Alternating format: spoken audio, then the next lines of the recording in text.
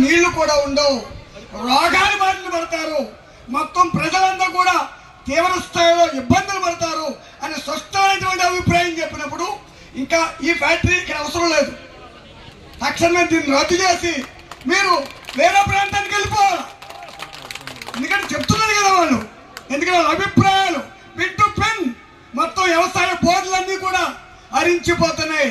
ఇళ్ళకి వచ్చే బోర్డులన్నీ కూడా ఇంటికాడ తాగే నీళ్లు కూడా తగ్గిపోతా ఉన్నాయి, మొత్తం క్యాన్సర్ బారే వారి పరిస్థితులు ఉన్నాయని చెప్పి ప్రజలందరూ కూడా ముక్కంఠంతో ఈ ఫ్యాక్టరీ ఇక్కడ వద్దు, ఇథనాల్ ఫ్యాక్టరీ ఇక్కడ వద్దు, ఎక్కడ ఏర్పాటు చేయాలి? మీరు గ్రామాలు ఎంత దగ్గరగా ఉన్నాయి, ఈ గ్రామాలు ఉండాలా పోవాలా? ఈ దగ్గరలో ముఖ్యమంత్రులు అయితే మటుకి మీరు ఆలోచించుకోవద్దా? ముఖ్యమంత్రి అయినంత మాత్రాన్ని ఈ ప్రజల మధ్య ఫ్యాక్టరీలు పెట్టేస్తారా?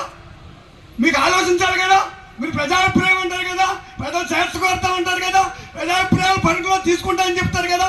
అలాంటప్పుడు ఎక్కడి ఫ్యాక్టరీ పెట్టినట్టయితే ఈ గ్రామాలు తరలించి పెట్టాలి తప్ప ఈ గ్రామాలు ఎక్కడ పెడితే మొత్తం అంతా కూడా రోగాల బారిన పడిపోయింది. కానీ ఫ్యాక్టరీ తక్షణమే ఇక్కడి నుంచి వెళ్ళవలసిందేనది ఆంధ్రప్రదేశ్ రైతు కూలీ సంఘం డిమాండ్. ఖచ్చితంగా ఈ ప్రజలు అండగా ఉంటాం. నిన్న ఎంఆర్ ఆఫీస్ గారు ధర్నా చేస్తాం, ఈ ఫ్యాక్టరీ మాకొద్దు. ఇప్పుడుదే దీన్నే భరించలేకపోతున్నారా బాబు అంటే ఇంకా పెంచుతారా, ఇంకా వాయి పెంచుతారా?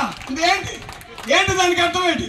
అందుకే నిన్న ధర్నా చేస్తాం, మొన్న ధర్నా చేస్తాం. అందుకే నేను ఒకటే మాట చెప్తున్నాను, ఇక్కడి నుంచి ఈ ఫ్యాక్టరీలు తరలించవలసిందే ఆంధ్రప్రదేశ్ రైతు కూలీ డిమాండ్.